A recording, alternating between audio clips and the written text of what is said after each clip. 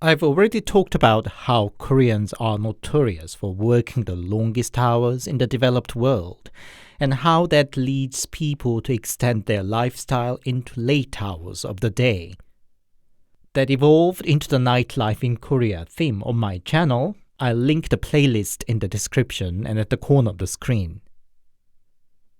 So, in the same vein, today I'm going to read stories from people who were driving out at night and ran into something unlikely.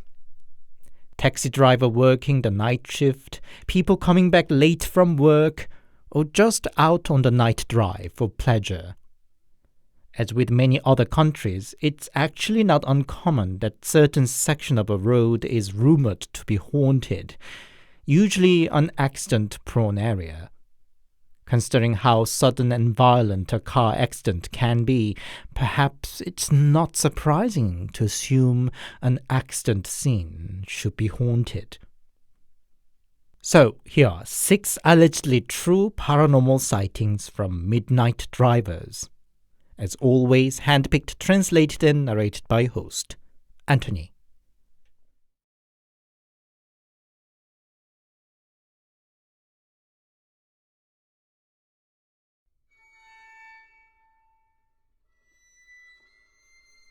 One evening, I had a reunion with my old friends. It of course led to drinks, and it ended only into late hour when all the public transportation stopped. My parents are quite strict about spending the night somewhere other than home, so I decided to get a taxi home. But where the bar was not in the busy section of the town, and there weren't many cars passing by, let alone a taxi. In the end, I ended up sharing one taxi with an old lady who'd happened to be waving for it right next to me. She took the seat next to the driver, and I took the back seat. I was tipsy and tired, and soon dozed off, until the driver asked me, "I see there's a young lady waving for a taxi ahead. Would you mind to share with her?"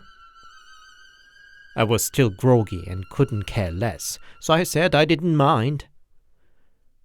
Soon the driver rolled the window down and asked the woman, "Where's your destination, miss?" But the young woman didn't reply, but just stared inside the taxi. Driver asked one more time, but she kept her silence. "Step it on it, Mr. Driver! Go! Go!" Suddenly the old lady in the passenger seat yelled, and at the same time the young woman pushed her arms inside through the open window. I don't know if she had exceptionally long arms or just stretched out, but her hands almost reached out to grab the driver's neck. The driver was taken aback and was about to get out to confront her, shouting, "Are you nuts?" But the old lady stopped him and hurried him once again. "Just drive on quickly!" Suddenly the driver's face turned pale and finally started the car. Did you see it too, ma'am?" he asked the old lady. Indeed.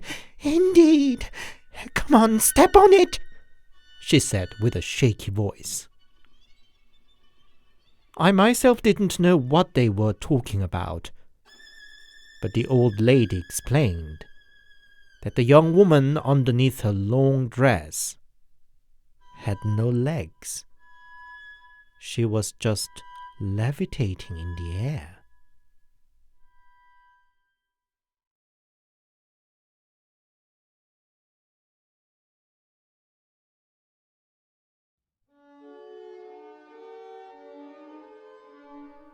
My work usually finishes at midnight. It's a bit far from home too, so I have to drive back and forth. Tonight too, as any night, I gave a lift to my work colleague whose home is in the same direction and was finally on my way home. I have a navigation system that came with a car. I'm still relatively fresh in Seoul, and I find it not always easy to find a way at night, so I turned the navigation on, though it's just the usual route back home. Turn right. The navigation said. I guess I was in some sort of mood tonight, and replied to it with, "Oh, right. Turn right here." Accident-prone area. Slow down. Navigation said the next. "All right, ma'am. As you say," I responded. And then I heard a giggle in a low female voice. Could have been from the navigation, could have been from the back seat. I'm cribbed and annoyed at the same time now. How am I supposed to drive back home tomorrow night?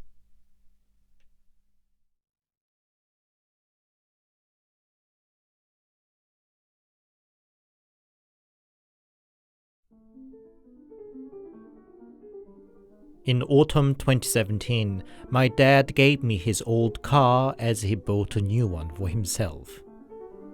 My work already involved lots of driving around, but driving my own first car was something else. Through the autumn and into the winter that year, I frequently drove out to the East Coast, especially on weekend nights.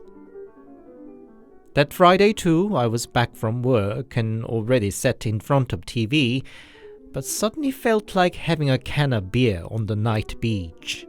Time was passing 11 already, but by then I was used to the route to the East Coast, and I set out light-heartedly. The road was empty, and I enjoyed the speed. Must have been a bit of abuse for that 12-year-old car. I was somehow in the more adventurous mood, and decided to take the route I hadn't tried yet.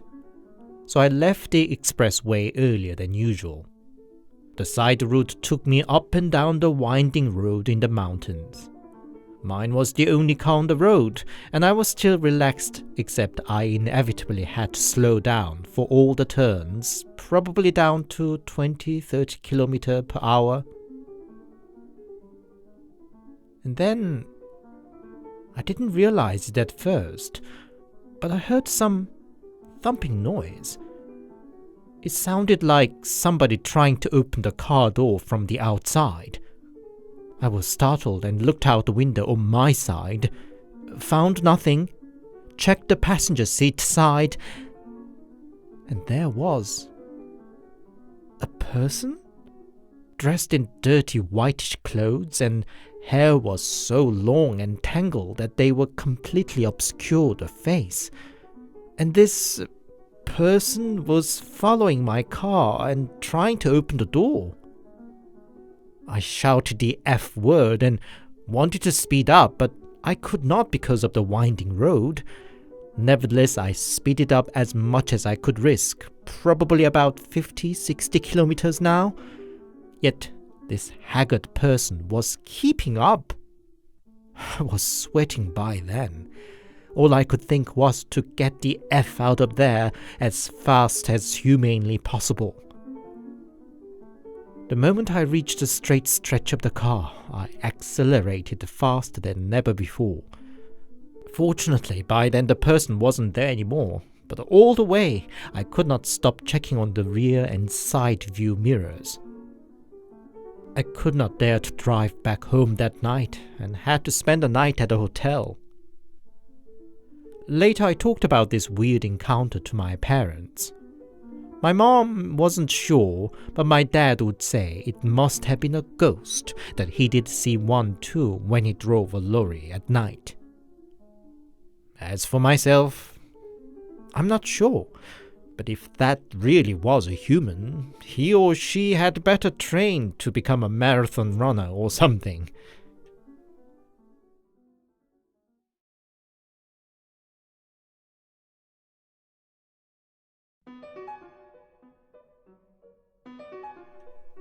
It was 25th January 2011. I remember the date clearly because it was the day of a football match between Korea and Japan. I was driving back home late after watching the football game together with a friend. The street was empty, and I would have, and certainly wanted, to just drive through, ignoring the traffic lights, but the road was still slightly slippery after the recent heavy snow, and first and foremost, I got already fined once for running a red light, so I was driving carefully, following all the signals. Now, I have one fatal weakness when I drive. I tend to automatically follow what the navigation should instruct me. I, for some reason, blindly follow the navigation even when its guide does not match my prior knowledge. And that night, when the robotic female voice of the navigation told me to go straight ahead at the familiar intersection, don't lie, I've driven on this route 100 times and I know it's the right turn here. But somehow, I was driving straight forward. Stupid, I know. Anyway, I had to keep driving down till I meet the next intersection, and I finally took the right turn. The damn navigation claimed I was going out of the route and recalculated the new route. By then I should have trusted my own instinct, but I was already out of the way that I was familiar with, and I just followed the direction from the navigation. The way led me through a remote side way with no street lamps, but I realized it couldn't be right only when I found myself on a dirt road. Then the navigation declared I arrived at my destination. Is it broken or what, I thought, and looked into the screen and found that I was at some sort of public cemetery. Shit. What the heck is going on? I panicked and started backing up. It was hard to see clearly with no lamplight around, but I thought there was a way. But with a loud grating noise, the front of my car lifted upwards by 45 degrees. The back wheel must have fallen into a ditch or something. I stepped on the accelerator, but the wheels were not touching the ground. I stepped out of the car to check the situation, but my left leg didn't touch the ground and sunk down in the snow that went right up to my thigh. Apparently there was a slope that was concealed by the heavy snowfall from the day prior, and I drove right into that. I couldn't think straight and just wanted to get out of there as soon as possible. I just left a note saying, I accidentally drove into the slope, it's too late at night now and I'll come back to pick it up tomorrow. I'm really sorry. And just ran down the way. My left leg that got wet was freezing now, but what could I do? There was no car passing by wherever that remote corner was, but by heaven's help, a taxi was passing, and it stopped at my desperate waving at it. It was all spooky, but I was happy enough that I could come back home safely. Following day, I had a hard time to figure out where exactly I left my car. I did mark in my mind a few road signs around, but apparently there are 4 cemeteries in the area. With the help of my colleagues, I somehow calculated which of the 4 was the most likely, but even then it wasn't an easy task to pinpoint because it was not exactly the front gate of the cemetery where that damn navigation led me to. I had to walk up and down the hills across the empty farming fields and once again fell into a pit of snow knee-deep, all in -16-degree winter day. Fortunately, I guess the owner of the ground where I left the car called me first and I could finally find my way. The owner of the ground didn't seem to be surprised or anything, even after I explained how a navigation unexpectedly led me to this way. I couldn't see it in the dark the previous night, but from where my car got stuck, I could indeed see a number of tombs and tombstones on the slope. I felt once again spooked, but didn't forget to snatch some shots of the surrounding while waiting for the tow truck. As spooky as it was, it would make a good story to post on the internet, I thought. And there was the one last weird twist. When I checked the photos I took later back at home, some photos were missing.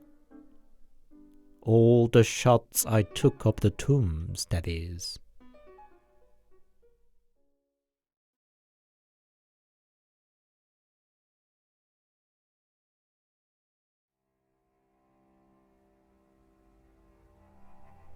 I'm a taxi driver in Busan.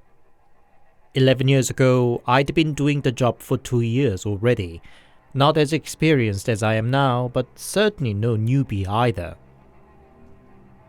One Monday night, time was passing 1 in the morning, and I picked up a young man going home clearly after a drink. He soon dozed away. I was just driving past a flyover and saw a woman ahead walking towards on the side of the road. I could not miss her because she was dressed in all red. Red dress, red shoes, and even the drawstring bag she was holding was red.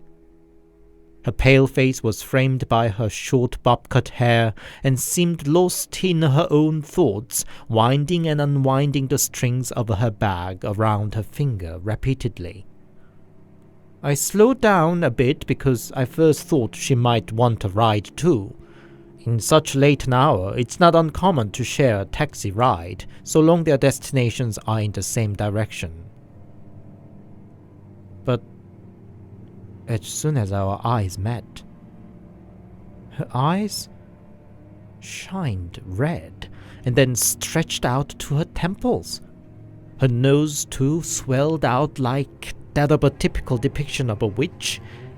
Actually, everything else got elongated too. Her lips spread ear to ear, revealing sharp, shark-like teeth, and the tongue rolled out between them down to her chest. Her short hair got instantly longer down to her hips, and even her nails, all shining red as if painted with red nail polish, got longer by several inches.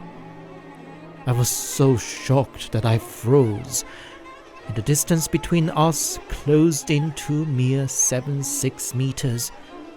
Now, she stopped walking, but her upper body stretched and twisted out like that of a Stretch Armstrong and flew over towards me. I finally snapped and stepped hard on accelerator. Sudden speed woke up my client. I stuttered desperately, "Ghost there!" But the young man gave me a dirty look and asked, "Are you drunk, mister?"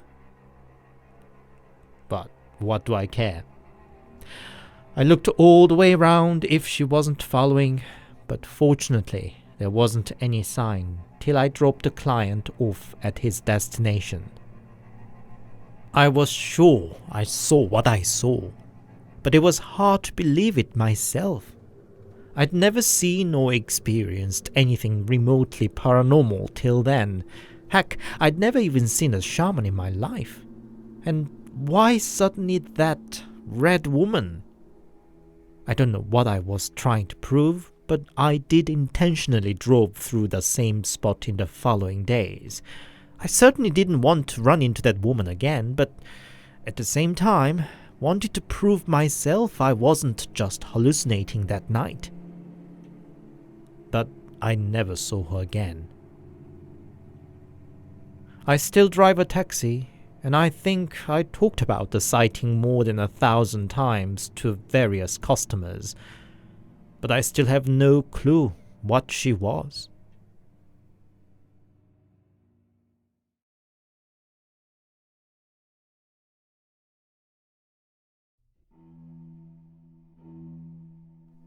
I had a long last year in my university with a semester off and back. The job market didn't look very optimistic, and frankly, I was afraid to go ahead for it.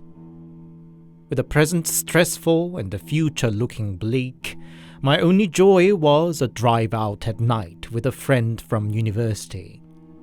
She had then already graduated and was working, but she too needed somebody to openly talk about the stress at work and get away a while together. I'm a boy, she a girl, but we were always open and at ease with each other without the usual tension between man and woman. So she frequently came over to my place with a used car she had just bought, and because I was more a confident driver, I took the wheel out to somewhere open, somewhere we could breathe and forget about the reality. For those few months, we drove all around Haeundae Beach, Gijang, Ulsan, Gyeongju, and into early hours of day we listened to music, chatted, laughed, and sometimes let her drop her tears over a vending machine coffee. And one Friday night, it was still warm, but it was drizzly with raindrops as fine as fog. My friend called me at 8 in the evening as usual. She looked even more down than usual. So, where shall we head to tonight? I asked, taking over the wheel. How about Sondong? She said. You mean past Kusodong? Yeah. It was there we had coffee from the vending machine by the bus station, wasn't it? Well, why not? The motorway was still full, it being Friday night. It took almost double the time it would usually have taken.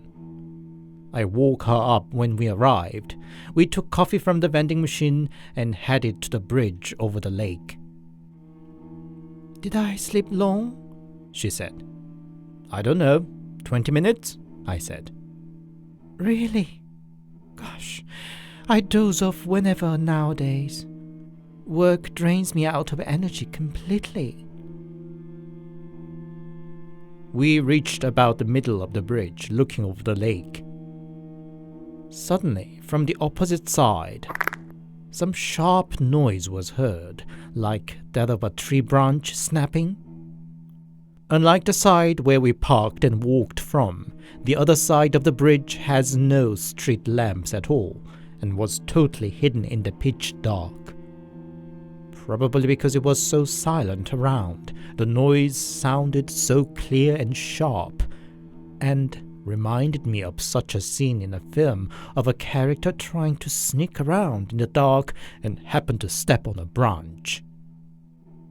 My friend didn't seem to have heard it though, and I turned to look at her away from the dark opposite side.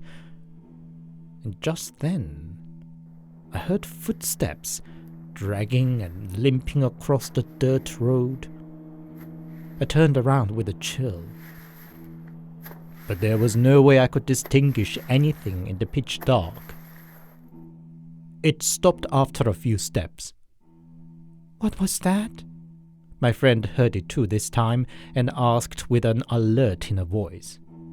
Who knows? Maybe some wild animal, I said. But it sounded like a footstep. Shall we go and check out? God, no. It's so dark there. Well, you're right. It's a bit spooky though. So we decided to go back to the car. Before we got off the bridge, I unwittingly looked back and saw something. About the middle of the bridge, where we were just standing, was a single shoe. An old dusty shoe was lying on its side, but I didn't see it earlier. Anyway, I just wanted to play a bit of a prank. Hey, what is that over there? I said, feigning scared. What? It was a footstep we heard, wasn't it? What about it? Look over there, on the bridge. Don't you see a shoe? I slowly stepped back to the bridge, ignoring her calling me. Hey, let's just go. I picked up the shoe. It was a heavy old thing with no brand, almost a retro design. Its back was crumpled on, contrasting to relatively clean and sharp front. I suddenly started running back to my friend, holding the shoe forward. She instinctively stepped back, and I threw the shoe to her. She just silently covered her mouth with her both hands, staring at the shoe that fell in front of her. Her shoulders were subtly shaking. I realized I went too far with my prank. "What are you doing?" she said. I'm sorry," I said and touched her shoulder, but she sharply pushed my hand away. I had never seen her so upset. "I'm sorry, I'll put it away," I said, and kicked the shoe away. But my friend just turned around and headed to her car. Well, but I was holding the key, and she anyway had to wait for me. Back in the car, she just looked outside the window away from me. I apologized again and again. Then she said in a low voice, "Shall we drive to Kampo?" "Kampo? In Gyeongju, you mean?" "Yes." That was good 80 kilometers away. But being the guilty one, I just said yes and took the way. It was difficult to speed up on a foggy night. I made a stop on the way to have a cigarette, but my friend just stayed in the car. Time was passing 11:30. It would be well over 2 in the morning to make the journey to Kampo and back. When I finished the cigarette, she insisted that she'd drive now. I warned her that it was a foggy day and the road to Kampo had lots of turns too, but she said it was fine. On the way, I don't know why I thought it up, but I said to her, "A friend told me that ghosts are most active between midnight and 2 a.m., and so most ghost sightings would take place in that time slot. But it's not even midnight yet, so we have nothing to worry about." She didn't respond. Except her breathing seemed labored, like a person trying to breathe in the freezing air. She also rubbed her hand on her jeans constantly, like a nervous person getting a sweaty palm. Maybe she was tense to drive in foggy night? I dozed off a while. When I opened my eyes again, we were about to enter Cheong Tunnel. But something was off. As the car took turns on the winding road, my body was tossed side to side because my friend wasn't slowing down at all at curves. My heart dropped whenever the little light car speeded through the sharp corners, but I didn't want to disturb her while driving. At least the road was nearly empty, that it didn't matter too much if the car should cross the center line a bit as it turned the curve, or so I thought. Until a car appeared on the opposite lane. My friend started speeding up gradually, crossing the center line. I first thought she should be dozing off and shook her shoulder, but now completely on the opposite lane. She stepped hard on accelerator. Even with my adrenaline pumping up, I was sure she wasn't dozing because I saw she was breathing laborious as before, looking straight at the car running toward us. I shouted and grabbed the wheel to the right. Our speeding car shook hard and skidded at the sudden change of the direction and barely stopped, scraping along the guardrail. "Are you nuts? What were you doing?" I shouted. And my friend just shivered, murmuring, "Oh my God," to herself. I managed to park the car to the side and pulled out the key. Neither of us were in the condition to drive further. Friend crawled out of the car and dropped on the ground. Hey, what was that? Did you fall asleep? I said. No, she said. Then what? Didn't you see we were running straight to the other car? I saw it. I did see, but when I saw the headlight, it just made me feel warm and fuzzy, and all I could think about was that I had to run into the light. I was baffled. It wasn't any way logical reply I could have expected. But the whole incident didn't make much sense anyway. Why didn't the other car react in any way, though we ran straight to it on its lane? On top of that, my friend didn't seem to remember how I pranked her earlier with a shoe or why we were on the way to Kampo. I drove slowly back home, and that was our last night outing together. We still keep in touch, but we don't talk about that particular night, though we both clearly remember what happened and wonder why that happened.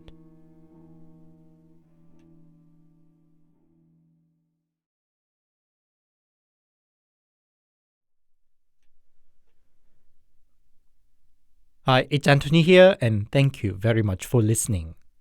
I hope you enjoyed today's stories. Do you like to drive out for pleasure? I mean, driving for driving's sake. During the economic boom in the 80s and 90s in Korea, among people who finally got their own car, it was a fashionable thing to go driving for no reason. Those few youngsters with rich parents and drove an expensive car were even nicknamed as 야타족, meaning hop-on kids, because their hookup line was "Oi, hop on," showing off their car. With the rising gas prices and environmental concerns, I think our current sensibility is quite different now. If you enjoyed my work, please leave it a like and a comment, and please consider subscribing to my channel. If you'd support me more directly, I also have a Buy Me a Coffee account. The link's in the description. Buy Me a Coffee supporters get an early access to my new video. Thank you. Until next Sunday, stay safe and take care.